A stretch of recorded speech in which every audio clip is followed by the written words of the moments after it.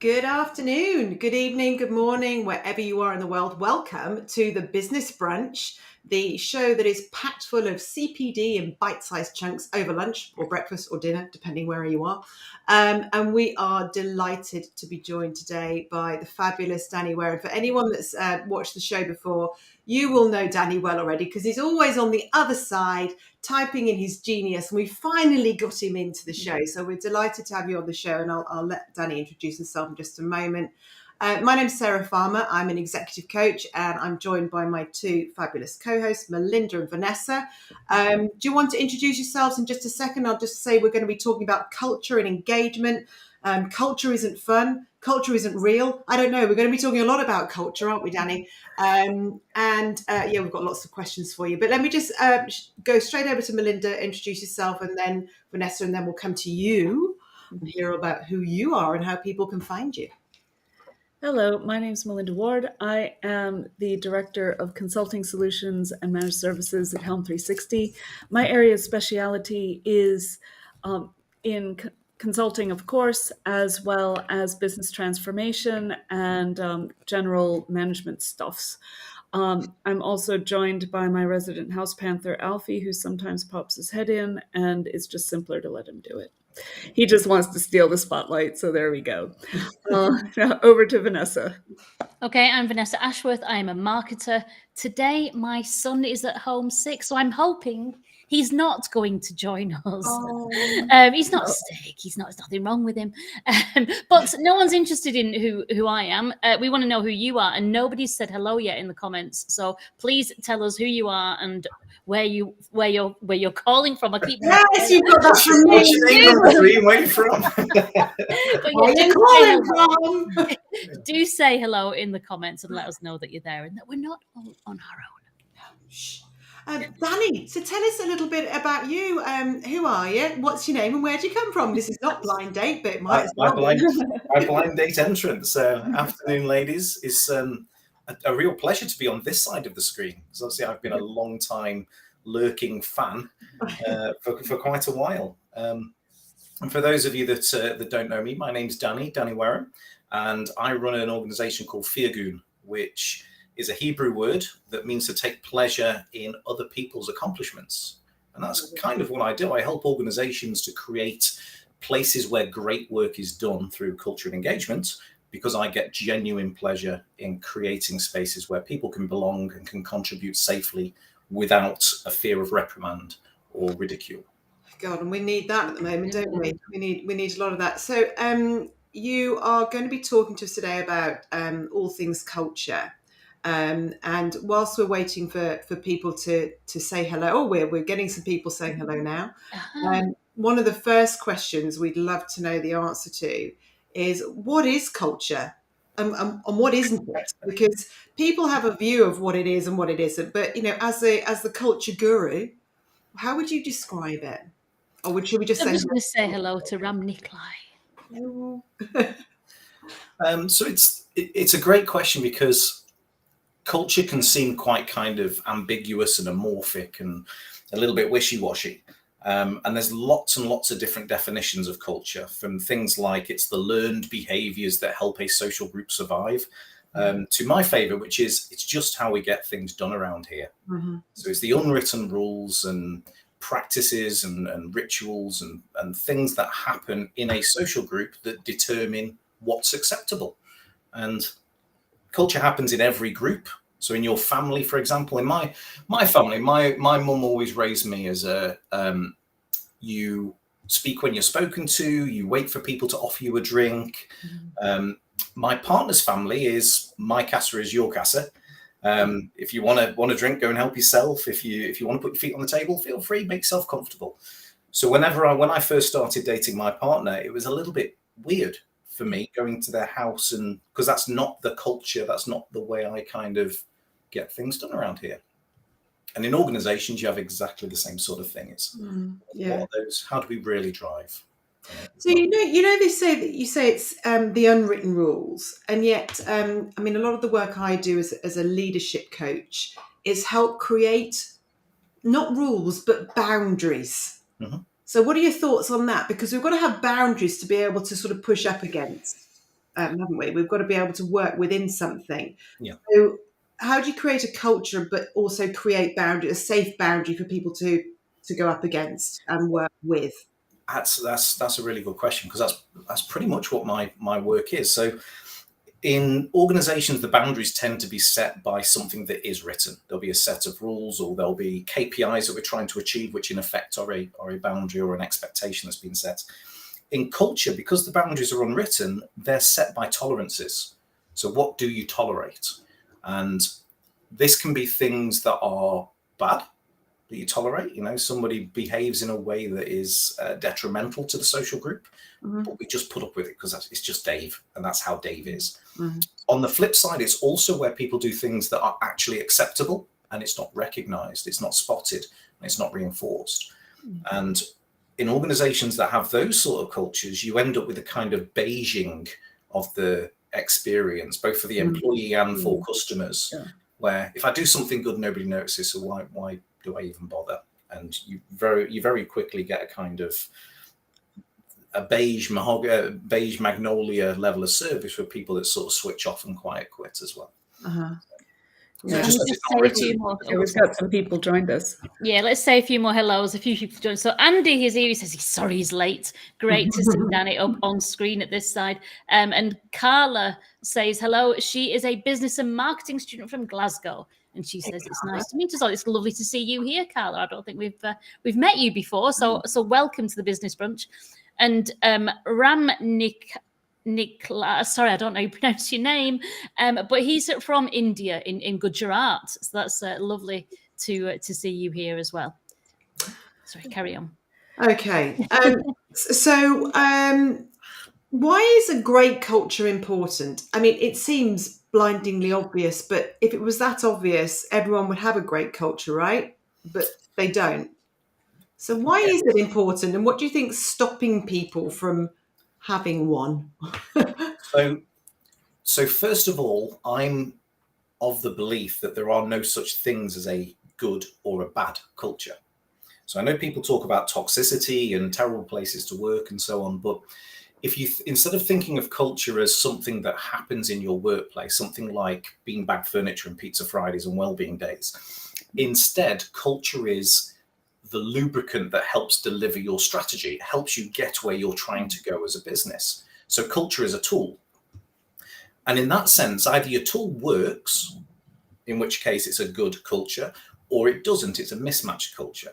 And if I'll give you a quick example. If you think of an organizational culture that has clear line of responsibilities, clear accountabilities, clear objectives, you do your job and trust everybody else to do theirs, high trust, that's a perfect culture if the task and strategy you're trying to deliver is around crisis management. It's something that's used in the armed forces.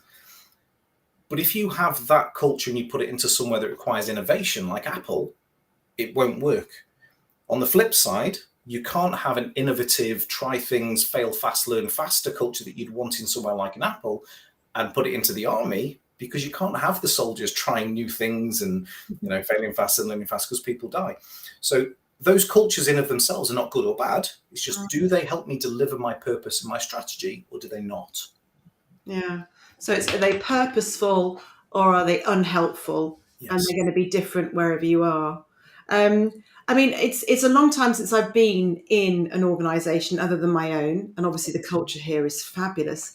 But Melinda, Vanessa, Melinda's currently working in an environment and helps create a culture. So, what are your thoughts on it? What do you do to help create what Danny's talking about?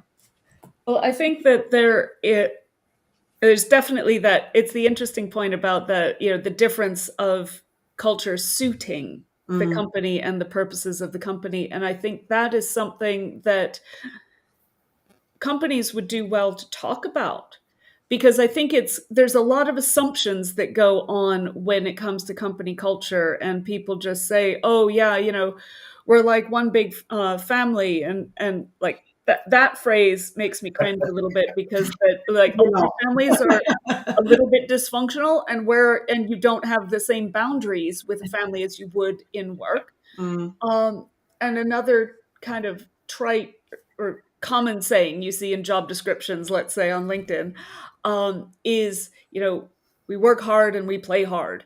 And you're just kind of thinking, oh, yeah, okay. Yeah, I'm fizzing here because but people think of that, like if someone says, what is corporate culture? People would say those words, right? And often, like if you go to a company and you say, what's your corporate culture? They'll say, oh yeah, we work hard and we play hard. Woo. And you're just thinking, you don't really understand that, do you? So how can companies start to have that conversation, or how can people start to have that conversation with their companies, or with themselves if they've got their own company, about defining the culture and defining the appropriate culture for the goals that they are trying to achieve? So there's probably two parts to that to unpack, Melinda. So the first part is culture is something that's built on trust, which is also something that's an emotive subject. So it's controlled by a part of your brain that evolved before language did. It's part of your limbic system. So as a result, you have difficulty trying to explain what culture is. It's like trying to explain, why do you love your partner? Your brain kind of runs home and gives perfunctory things like, they're beautiful, they're funny, they're always there for me. Well, lots of people are beautiful and lots of people are funny. You don't love them. So that's not the reason why. So we kind of get hung up on this, how we need to tell people about our culture. You don't need to tell people about your culture any more than you need to tell people that you love them. It's nice to hear. It's a nice artifact, as we say in psychology. But the real proof of the pudding is the small, consistent, authentic things that show that you love someone. It's not the bunch of flowers on the birthday and that's it, any more than it's the award ceremony at the end of the year.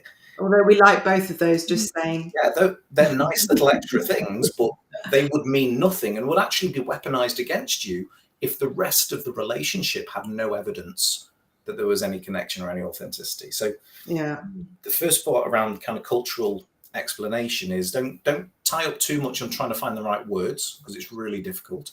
Instead, find the right behaviors. And those behaviors are because you want to, not because the boss's boss says you have to shake everybody's hand and say thank you for a great day as they go out the office. It's because I wanted to do that because I genuinely care about what you want, and the work we're doing here is meaningful and purposeful. Sorry to interrupt, but just on that, do you find, because I know I do, is when I'm working with clients within organizations and I say, what are the behaviors that they're having problems within the team? What are the behaviors that you've set as your boundaries? Oh, we don't measure anyone on behaviors. So would you agree that if you don't have a measure of behavior, then there's a good chance your culture is going to be off, probably because nobody really knew where to start in the first place. And there's going to be more Daves. Not that we've got anything wrong with Daves, but there's going to be more Daves that you mentioned earlier that are out of kilter with how we would like to work around here. Yeah, and everybody knows a Dave. That's why the TV channel, isn't it? Yeah. You're absolutely right. The what are the expectations of what will we tolerate, and you can either set those out explicitly in employee handbooks, etc. But then you tend to drive, when there's a disconnect, which I'll talk about in a moment. When there's a disconnect, you then start to get people going, I thought we were a communications company and we can't communicate with each other, and it becomes weaponized against the company. So the first thing is the role model behavior of the leadership team. What's acceptable around here? That sets the precedent, that sets the boundaries that are informal as to how we get things done around here. Yeah. So it's not necessarily you've got to stick a KPI and measure a behavior, etc. It's more that what you say you're about as a business. If you say you're about customer service, or you say you're about employee well-being, or you say you're about making money for shareholders, there needs to be evidence of that all the way through your organization. And the bigger the disconnect between what you say you do and what you actually do, the more of a mismatch, and more importantly, more toxic your culture will become, because you'll start to get people being asked to behave in ways that are not congruent with their values. And that's where so again, there are no toxic cultures. Right. My reaction to it, because you're asking me to do things that I didn't sign up for. And what would you say are the classics to look out for in a toxic culture? Because we've got Mary Alice. I just want to bring up. I just saw a note from her saying, "Thank you for joining us, by the way." But looking for a new opportunity, culture is key. How can someone like Mary Alice know that the culture is right? What are you looking for? Where are the signs? So you'll spot a pattern in a lot of my answers that there's two parts. So it really depends. First of all, it depends on what are your needs as an individual. So I'm an idealist, and I like to think that everybody wants a fulfilling role where they're going to make a difference in the world. But the reality is sometimes we just need to pay the bills and there's survival jobs. So if I do the survival jobs, I just need to find a job just to get my foot in the door, first of all. There are things that you can do to make yourself feel more part of that culture and improve your chances of being hired. And there's some really quick basic ones. So for example, scope out the place before you go so you can see how do the people dress. Even if there's not a dress code, there's a dress code and you'll see it in how people have their attire. What kind of language do they use, which you'll get from their job adverts, from their social media feeds, etc. So that when you're positioning your cover letter, you're rewriting your CV, or you're in the interview, you can mimic those behaviors. However, that shows you the challenge with the second piece, that it is easy to try and put on a mask and play the cultural fit game and try and get into a place. If they're serious about culture, there is no culture fit though. You can be yourself. And things that will stick out in their application processes are that you're encouraged more to ask questions, and particularly probing questions around things like, how often do you see your senior leadership team around? How do you deal with conflict within teams? Because we're not going to sit around and sing Kumbaya. We are going to have friction at some point. So how do you deal with that? What's your communications approach? And I don't mean the strategy. I mean what do we get told about? What's the number one burning bridge that we always talk about? Is it recognition? Because you say you're about recognition. So if those two things match, you can feel more comfortable that it's a good culture. If what they say they do and what they actually do. So we're a company that puts our employees' well-being at the heart of everything we do. Okay, but your canteen only sells chips and pies. That it's only a small piece of evidence, but that's one little piece. So I was just going to say I've had this recently. So I was going through, and Sarah's lived through this pain with me, through an application process with this company. And from the outside, it looked amazing. And the American website, talking about the culture and the values and how it's a great place to work and really supportive, fell in love with this company. The UK arm, very, very different. And their lack of communication throughout was appalling. But one thing that really stood out to me was that the VP of HR sent her emails at 9 o'clock at night on a Sunday and then on a Tuesday. And I just kind of thought, red flags here. Yes, absolutely. And it's just like love. If you were to go on a first date with somebody, you wouldn't fall in love with them straight away. I wouldn't expect you to fall in love with them straight away. But if they're selling you a dream of, I've got my own yacht and I do this and I do that, and you've got a feeling in your gut, which is really your limbic system, going, something's not quite right here. That disconnect is the same with culture. So yes, their website's fantastic and says they're all about employees, but when you get there, I was working with a client that was all about precision. So an engineering company, they're all about precision. So I did some research on the company before I went in for the client pitch, and they turned up to the meeting 8 minutes late. Oof. So straight away, as those little things go, are we about precision? And the bigger those disconnects and the more evidence there is of it, the more that gut feel of it's not really for me starts to kick in. Absolutely. So Andy says, this is really interesting, Danny. It's clearly you have huge and fundamental knowledge. He then goes on to say that this is a big topic for him, as he's about to grow a team from scratch later this year. So he's really keen to learn whatever he can. Fantastic. And just to this constant barrage that's coming in, can't help you, very sorry, but thanks for joining the show. No, we can't give you any suggestions either. Do apologise. Not the right show for that. That's thrown me completely. Well, I've got something interesting. We can talk about Pizza Fridays if you want. Oh, yes, I do know what it was. Vanessa, you go first and I'll come back to it. Okay, just really quickly. all about culture, because we started, didn't we? We had International Women's Day and we said, what's the point? And we talked about if people aren't actually taking action, then we were wasting our time. And then last week we talked about how you can take action, not necessarily about diversity or equity, but taking action in general. We barely touched it. And now we're talking about culture and engagement. And I think a really important part of creating a culture is to have diversity. And it happened to me this week with Rivington, and I'm on various committees and boards doing different things.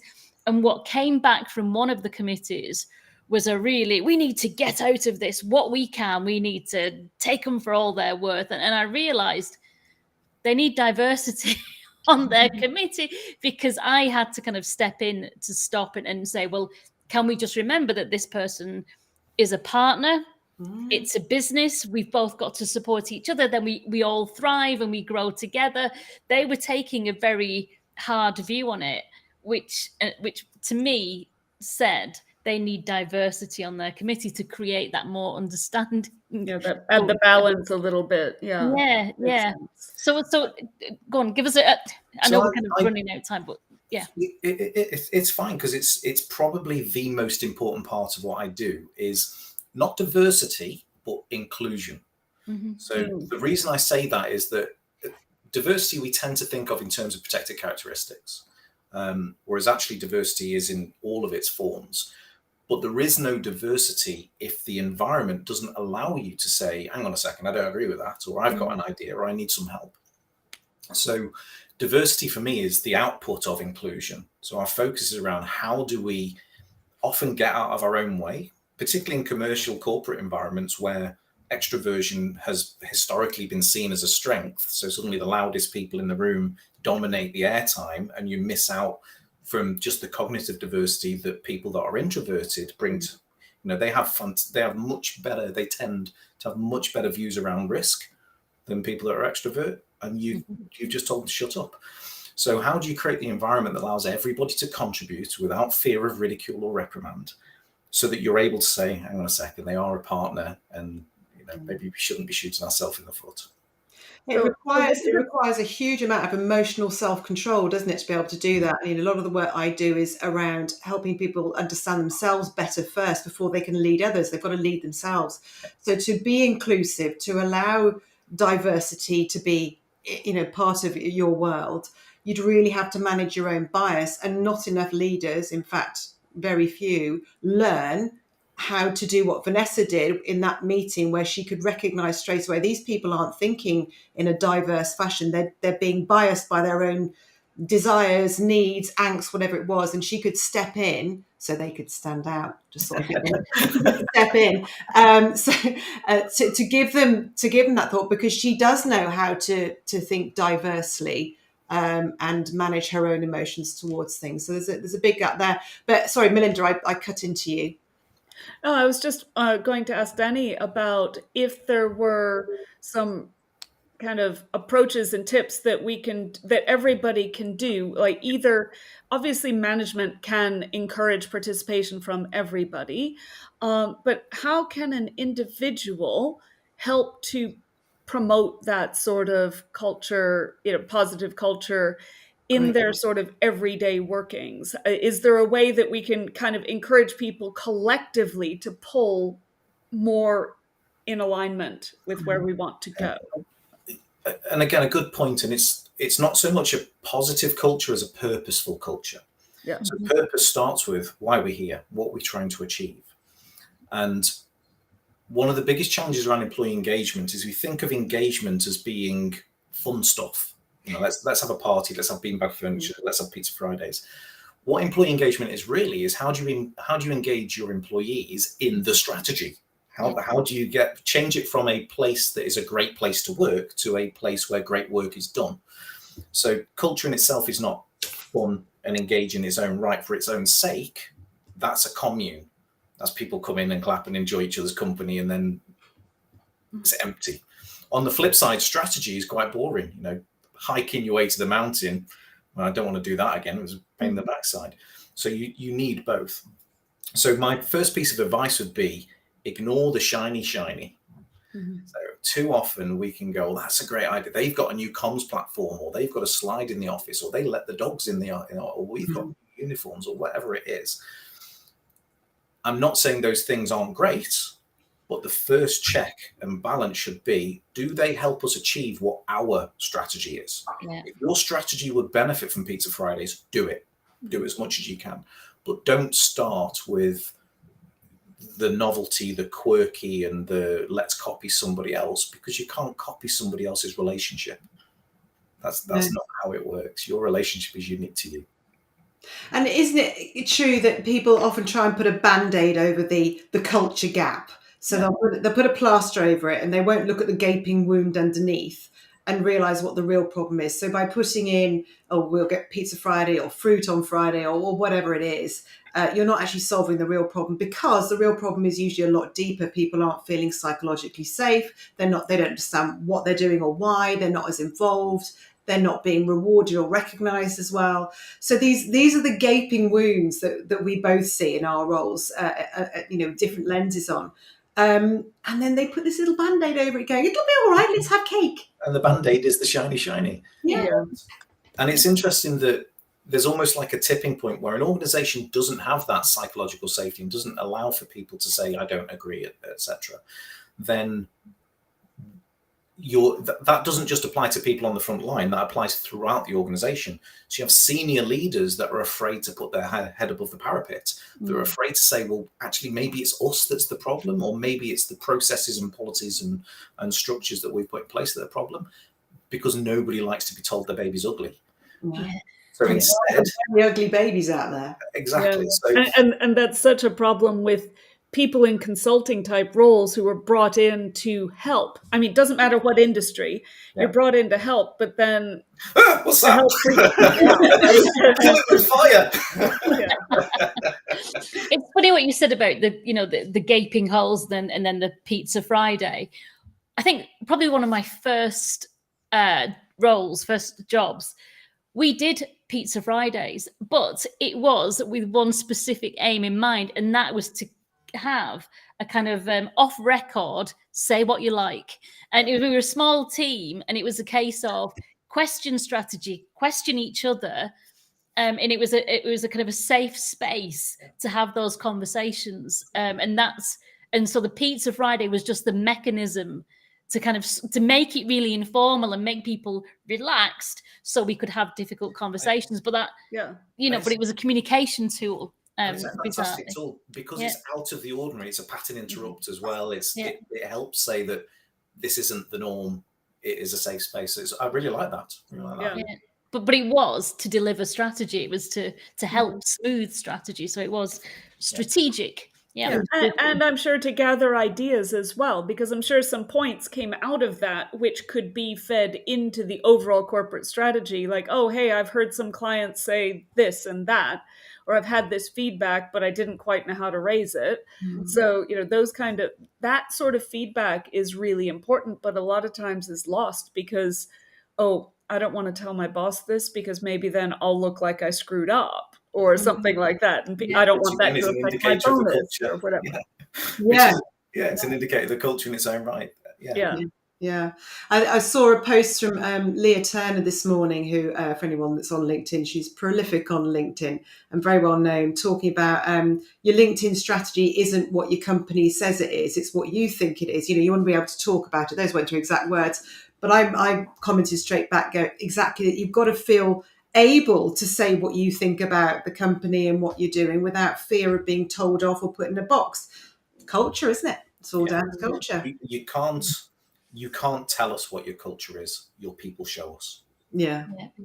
What a great way to finish that. Exactly. Time has gone so fast. Time has gone. Danny, thank you so much for joining us.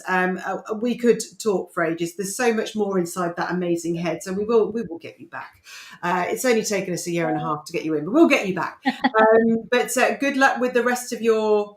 What do you finish off your thesis now? Yeah, so my thesis, which is around a new type of leadership. So cool, come on. So in the past, leadership has always been a person, and followers. And the argument's been, is it because of traits? Is it because of the situation? Is it because of relationship?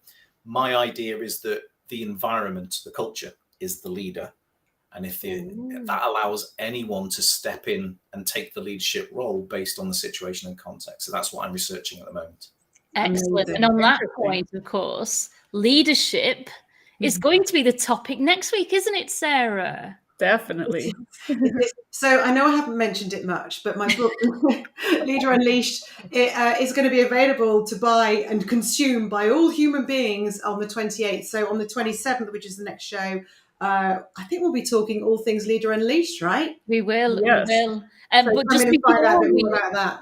before we go, so Leader Unleashed, Sarah's book launch next week. But Danny, Andy asks, where can we read your work? Where can we find out more about this? So it's not published, but that is a medium-term goal. Provided my research doesn't say, Danny, you're shoveling it with both hands. Read my book, you'll get over that. But Andy, if you fancy a chat about it, by all means, there's a calendar in my profile. Drop us in, we'll grab a brew together. Excellent. Brilliant. Well, there you go. Thank you very much, Danny. It's been thank you. And thank you, everyone, for joining today. We really appreciate you being here. We'll see you all next week. Have a great rest of your week. And go be awesome. Thanks, everybody. Thank you. Bye. Bye-bye.